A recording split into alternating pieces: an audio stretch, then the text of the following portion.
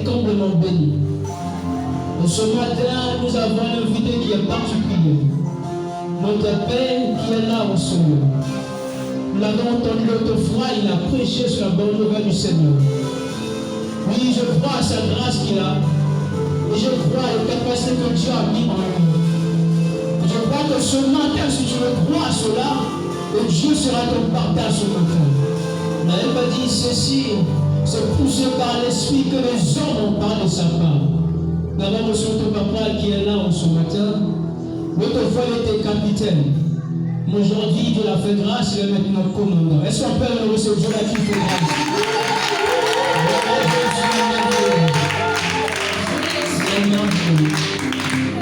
Et je crois à ce Dieu-là qui multiplie et qui dispose sa grâce.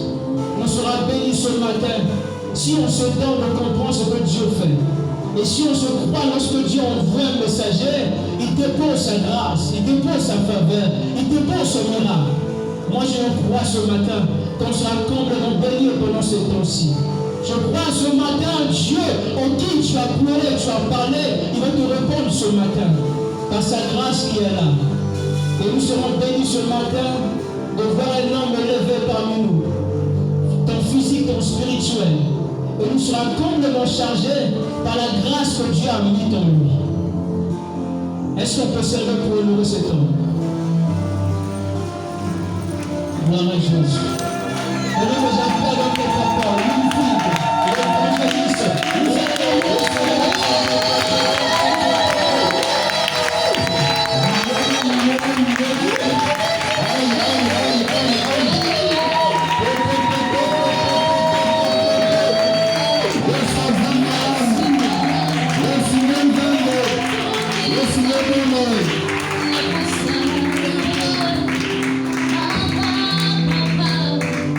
Holy Ghost.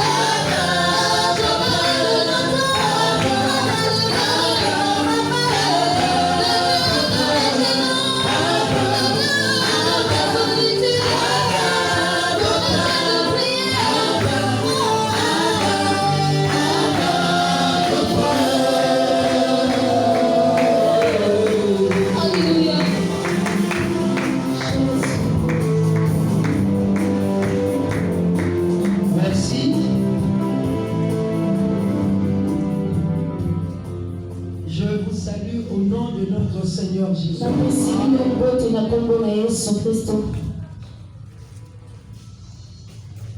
Je bénis notre frère qui a fait la modération. Il m'a rappelé quelque chose. Avant que je puisse me lever, il a dit que la dernière fois que j'étais ici, j'avais prêché, le thème c'était la bonne nouvelle. Oui. Il m'a rappelé encore ce souvenir-là. Je suis toujours dans la bonne nouvelle. Parce que Jésus a dit dans le livre de Luc chapitre 8, l'Esprit du Père est sur moi. Il m'a oint pour aller annoncer la bonne nouvelle. Je suis ce matin ici encore pour la bonne nouvelle. Si à celui qui est proche de toi qu'aujourd'hui tu vas recevoir la bonne nouvelle. Tu as beaucoup pleuré. Peut-être le matin avant de venir ici même à la maison avec ton mari, avec ton épouse, avec tes enfants, tu étais en colère. Il y a une seule personne qui peut te redonner la joie, c'est Jésus-Christ. Alléluia. Acclamons pour Jésus-Christ.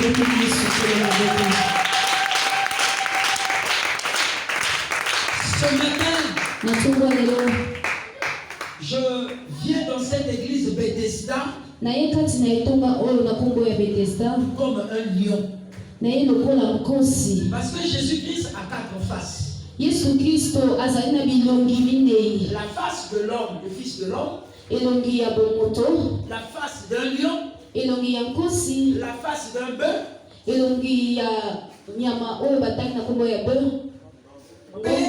Et enfin, la face d'un aigle, pongo. Mais ce matin, je me présente comme un lion. Un évangéliste, c'est un lion. Il vient, il tue, après il laisse une partie, et les autres animaux viennent se ravitailler. Alléluia. Amen. Tu peux t'asseoir là où tu es. Mon sous-thème, parce que je suis toujours dans la bonne nouvelle. Mon thème jusqu'à ma mort, ça sera toujours la bonne nouvelle. Un évangéliste, c'est le porteur de la bonne nouvelle. Je suis l'évangéliste Wilfried Osborne Élysée aussi. Amen. Dans les réseaux, ceux qui rentrent dans les réseaux sociaux, dans les Facebook, si vous mettez seulement Wilfried Osibi, vous allez voir tout ce que Dieu fait dans mon ministère. Dans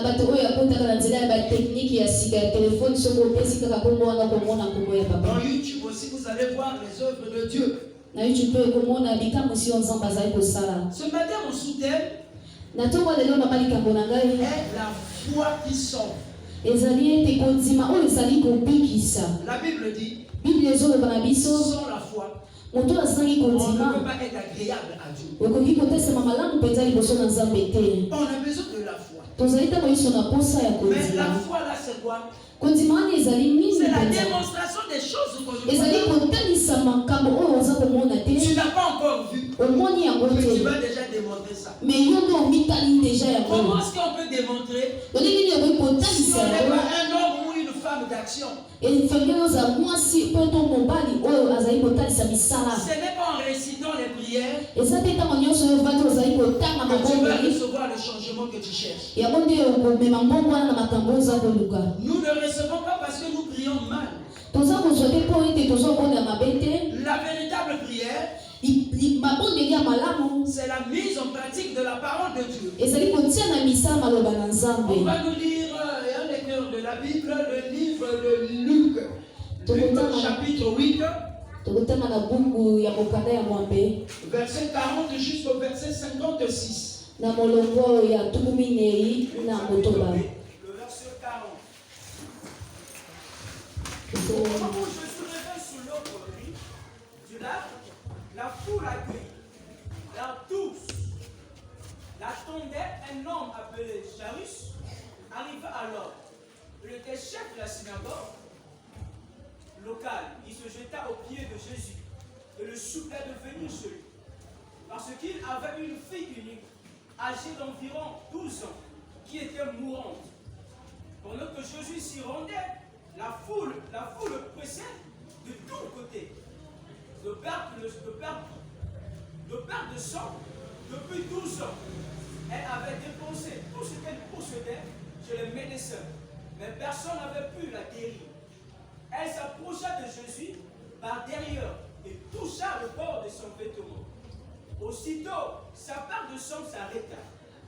Jésus demanda, qui m'a touché? Tout niait l'avoir fait. Et Pierre dit, Maître, la foule t'entoure et te presse de tous côtés. Mais Jésus dit, quelqu'un m'a touché, car j'ai senti qu'une force était sortie de moi. La femme vit qu'elle avait été découverte. Elle vint alors, toute tremblante, se jeta aux pieds de Jésus. Elle lui raconta devant tout le monde pourquoi elle avait touché et comment elle avait été guérie immédiatement. Jésus lui dit, ma fille, ta foi t'a guérie, va en paix. On peut acclamer l'Éternel. Mais je n'entends pas tes acclamations. Je sais que tu as beaucoup pleuré. Mon Jésus, on te donne la solution. La solution est dans sa parole. Venez aux eaux. Même si vous n'avez pas de l'argent. L'eau, c'est la parole. Tu es rentré là, tu n'as pas payé la consultation. Venez aux eaux, même si vous n'avez pas de l'argent. Pour la première fois, Jésus a perdu le contrôle de l'action sur la terre, le contrôle de l'onction sur la terre. Une femme a amené Jésus à perdre le contrôle de son onction. Habituellement, lorsque Jésus sortait, il voyait la personne. La personne lui disait, Jésus, fils de David. Il disait, qu'est-ce que tu veux que je fasse? Je veux être guéri. Jésus dit, sois guéri. Jésus est parti. On fasse qu'un aveugle. Il a pris la terre, il a mis la salive. Il a frotté. Il a dit à l'homme, va te lever à Siloé. L'homme a vu. Jésus marchait au milieu des tombes. Un fou qu'on ne pouvait pas maîtriser. Passa près de Jésus. Passa près de Jésus. Jésus n'avait rien dit.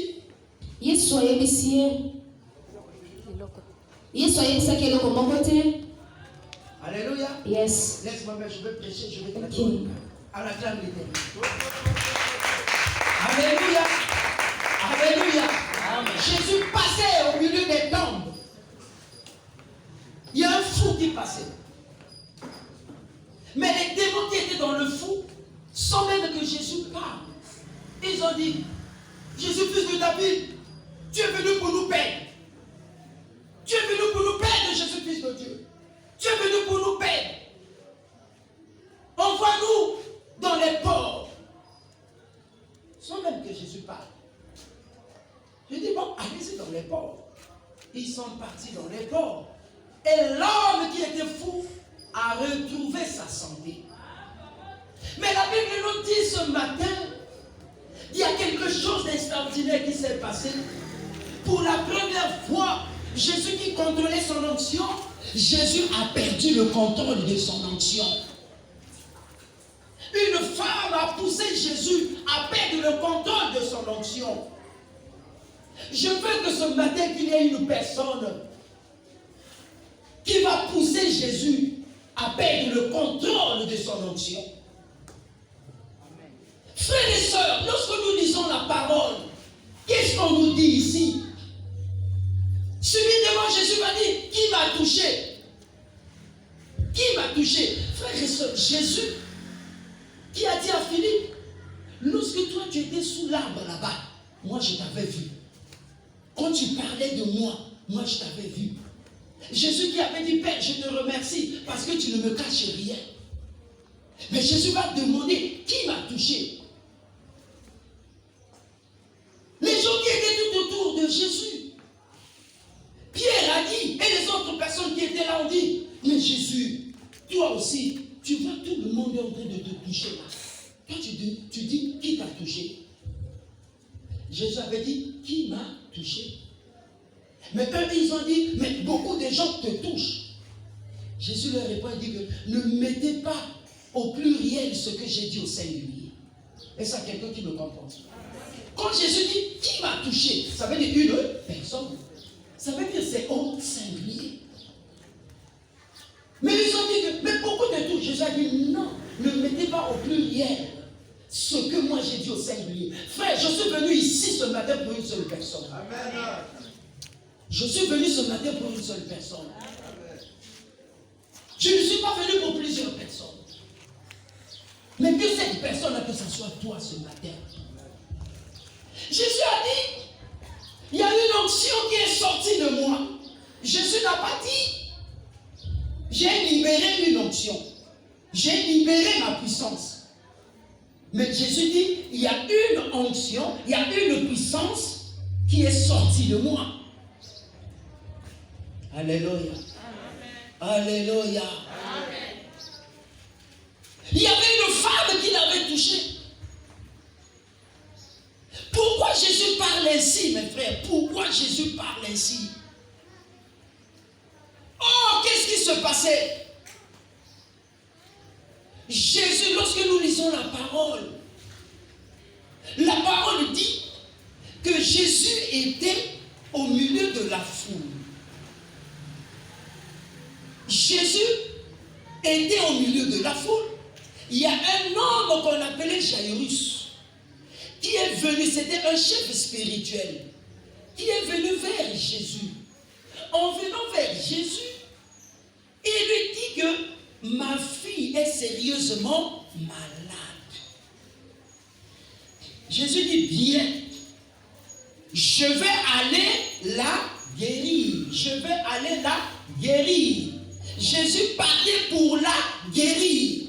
Jésus s'est préparé pour la guérir. Pendant que Jésus marche, direction vers la maison de Jairus, il y a la foule qui était là. Jésus s'était déjà préparé pour aller guérir cette fille. Jésus avait déjà nié en esprit le démon qui était en train de nuire à la santé de cette fille. Mais curieusement, il y avait une femme qui était malade, qui souffrait de la perte de sang pendant 12 ans. Qu'est-ce qui va se passer? Cette femme, pendant que Jésus a tourné le dos, puisque Jésus marchait, Jésus n'était pas debout. Par le dos, pas par la face, mais par le dos, cette femme est venue déconnecter Jésus. Il y avait un code. Dans le code, dans l'ordinateur de Jésus, Jésus avait déjà logé guérison de la fille de Jairus. C'était déjà codé. Mais cette femme vient décoder, changer le système informatique. Il enlève le nom de la fille de Jairus. Il va mettre son nom. Est-ce qu'il y a quelqu'un qui me comprend ce matin? Est-ce qu'il y a quelqu'un qui me comprend ce matin? Frères et sœurs, il y a des gens toute la nuit ont prié. Que Seigneur, demain, quand je vais aller à l'église, au Père, que je puisse recevoir le miracle. Il y a des gens qui ont jeûné tout au long de cette semaine parce qu'ils savent que le dimanche, ils viendront à l'église. Ils ont demandé le mariage, ils ont demandé la guérison, ils ont demandé la bénédiction. Mes frères et sœurs, ce matin, si tu as la foi, tu peux déconnecter. Là où on avait mis leur nom, ce matin, tu peux mettre ton nom. Amen. Regardez lorsqu'il y a des examens. Les cas, le plus souvent, c'est à la dernière minute qu'on met les noms. C'est pas ça. Alléluia. C'est souvent la dernière minute qu'on met les noms. Tout est fait. Ça commence maintenant à partir à la signature. Alléluia. C'est là où le chef suprême, il dit, prenez-moi 3 noms là, mettez-la avant que je puisse signer. Dans ce cas, qu'est-ce qui se passe? Malchance. On enlève 3 noms. Celui qui a la machine place ses 3 noms. C'est pas ce qui se passe. Ça va déjà à la signature. C'est ce que cette femme a fait. Voilà pourquoi Jésus dit, il y a quelqu'un qui m'a touché. Il y a quelqu'un qui a déréglé le système informatique. Frères et sœurs, tu as beaucoup pleuré. Tu continues à pleurer. Frères et sœurs, la foi c'est la démonstration. La foi c'est l'action. Ce n'est pas en restant comme ça que tu vas recevoir le miracle. Non. Change ta façon de voir les choses. Tu verras le changement dans ta vie, mon frère, ma soeur. Jésus a compris qu'il y a quelque chose qui est sorti. Mais les disciples n'avaient pas compris. Mais il n'y avait que Jésus qui comprenait. La Bible dit, Jairus, il était le chef de la synagogue. C'était un chef spirituel. Mais ce qui est bien, ce qui m'a touché, Jairus, malgré qu'il était chef spirituel, il avait compris que chacun a son domaine. Qui dit Amen? Amen. Chacun a son domaine. Il dit que cet homme-là, ce que je vois cet homme-là, il avait prié pour sa fille, ça n'avait pas réussi. Il dit que je vais aller auprès de cet homme. Frère, je vais te dire une chose. Même si ça fait 5 ans, même si ça fait 6 ans que tu es en train de chercher, ça ne marche pas. Ne crois pas que ça ne va pas marcher. Alléluia.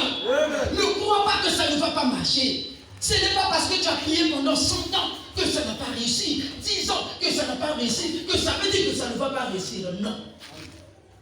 Le problème, frère et soeur, c'est d'avoir la vision de l'aigle. La Bible dit que cette femme avait perdu de l'argent auprès des médecins. Elle perdait. Malgré qu'elle avait perdu de l'argent, elle n'avait pas baissé les bras. Voilà la foi. Toi, ton problème date de combien d'années? J'ai déjà perdu l'argent. Tout ce que j'ai fait, ça ne marche plus. On dit qu'elle a perdu beaucoup d'argent auprès des médecins. À un certain moment, elle a compris que l'argent ne résout pas tous les problèmes. Est-ce que je veux parler à une personne ici? L'argent ne résout pas tous les problèmes.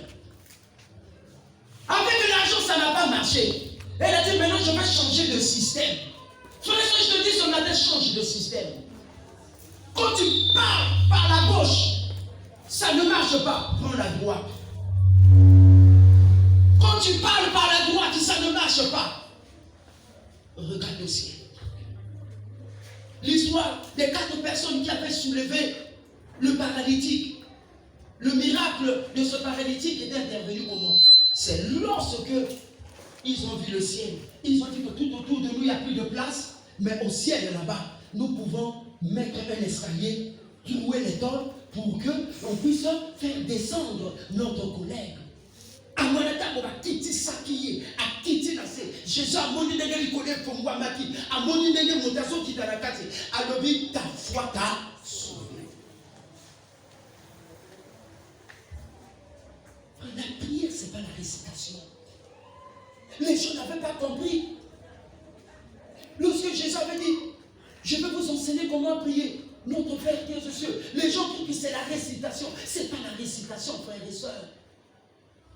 Pourquoi lorsque Jésus leur dit comment prier, lorsque Jésus leur a dit, dites ceci, notre Père qui est aux cieux, que ton nom soit sanctifié. Donne-nous aujourd'hui notre pain quotidien. Délivre-nous du malin. Mais pourquoi la suite? On dit, Jésus leur dit encore. Jésus leur dit encore. Un jour, il y avait une personne qui avait reçu la visite au milieu de la nuit. Et au milieu de la nuit, lorsque le visiteur est venu, le visiteur n'avait pas à manger. Il a dit ceci, je vais aller de l'autre côté chez mon voisin qui vend le pain pour toquer, afin qu'il puisse me vendre le pain. Mais lorsqu'il est parti la toquer, le voisin n'avait pas ouvert la porte. Il avait insisté, il avait insisté, il avait insisté, il avait insisté. Faire la foi, il faut avoir la démonstration. La foi, il faut salamam ou l'aider. La foi, il faut salamam mama. Est-ce que je parle à une personne ce matin? Celui qui était dans la maison ne voulait pas ouvrir. Alléluia. Il ne voulait pas ouvrir. Lui aussi, Dieu, il a dit que si tu n'ouvres pas, tu n'auras pas le sommeil. Et le voisin est obligé d'ouvrir et lui a vendu le pain. À la fin, Jésus dit quoi? C'est pourquoi je vous dis, demandez, vous recevez. Cherchez, vous trouverez. Frappez, on vous ouvrira.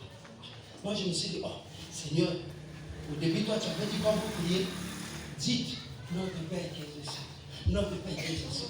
Mais pourquoi encore tu as donné la démonstration? Ça, c'était la théorie. Après la théorie, il faut la pratique. Frères et sœurs, aujourd'hui, nous avons des chrétiens qui sont des théoriciens. Tout ça a besoin de la théorie. Tout ça a besoin de la pratique. C'est lorsque les gens vont voir le changement dans ta vie qu'ils sauront que Dieu existe. Amen.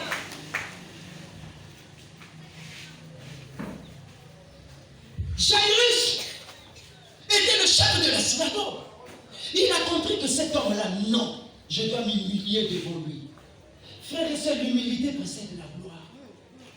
La foi, une foi qui n'a pas d'humilité, il n'y aura rien. Frères et sœurs, il faut s'humilier. Il faut s'humilier. Frère, ne te vois pas. Ne te vois pas. Vois ce qui est dans l'autre. Seul Jésus lui-même, il avait tout avec lui. Mais nous connaissons en partie. Nous avons seulement en partie. Dieu peut te donner la sagesse, mais Dieu a donné le don de miracle à l'autre. Est-ce que je parle à une personne? Frère et sœurs, ce que tu cherches se trouve auprès de ton voisin. Amen. Est-ce que je parle à une personne? Ce que tu cherches se trouve auprès de ton voisin. Des fois, tu vas à 10 000 km, or à quelques centimètres de toi, frères et sœurs, la solution était là. Amen. Que Dieu puisse nous ouvrir les yeux pour que nous puissions voir. Jésus se présente devant le chef de la synagogue qui l'a supplié. La Bible dit, c'est lui qui avait bâti la synagogue. Il était le chef spirituel de la synagogue. Mes frères et sœurs, la synagogue représentait quoi? La synagogue, le temple là représentait la loi. Mais la femme à la perte de sang représentait la grâce. Est-ce qu'il y a quelqu'un qui me comprend ce matin? La synagogue, il était chef de la synagogue, mais sa fille était malade. Il avait beau prier, rien ne s'est pas fait. Mais la femme, à la perte de sang, il représentait la grâce. Parce que cette femme est venue vers Jésus. Est-ce que je parle à une personne? Alléluia. Je vais te dire une chose. Tu as besoin de la grâce ou tu as besoin de pénitence? Nous sommes dans l'époque de grâce. Depuis que Jésus est mort sur la croix, Jésus a rendu ministère sous l'Ancien Testament, sous la loi.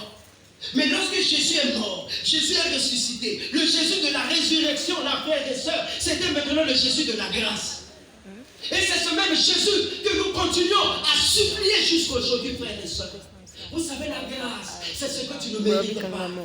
La loi, c'est la force. Tu fais ce que la loi te dit. Frères et sœurs, je sais que là où tu es là, tu es parti chez les médecins. Je sais que là où tu es là, tu as demandé conseil aux gens. Tu es parti de gauche à droite. Tu as forcé les choses. Ça ne marche pas. Mais je te dis aujourd'hui, par la grâce, Jésus va te visiter ce matin. Est-ce que je parle à une personne ce matin?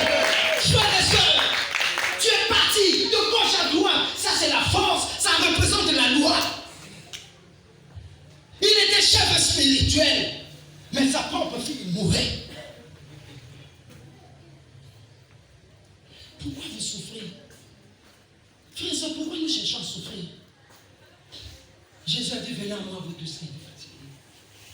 Pourquoi nous voulons souffrir? Ne confondons pas la spiritualité avec l'intellectuel. Qui dit Amen? Qui dit Amen? Les choses de Dieu n'ont pas besoin de l'école. Les choses de Dieu ont besoin de la révélation. Est-ce que je parle à une personne? Ce que tu cherches, la réponse est dans la révélation. Là où les médecins n'ont pas pu, c'est la grâce. Oh, la grâce, il y a la révélation là-dedans. Elle a souffert auprès des médecins. Toi, tu as souffert où? Tu as souffert où? Auprès des médecins. Tu as souffert où? Là où on te lavait, tu as souffert où? Dans les conseils de famille, ça n'a pas marché. Cette femme avait changé. Et en changeant, cette femme s'est dit ceci: je ne dois plus aller vers Jésus avec les yeux naturels, mais je vais aller maintenant avec les yeux spirituels. Lorsqu'on vient à l'église, ne viens pas avec les yeux physiques. Viens avec les yeux spirituels. Jésus a dit: j'ai à manger une nourriture que vous ne connaissez pas. Dans la parole de Dieu, il y a le mariage. Dans la parole de Dieu, il y a l'élévation.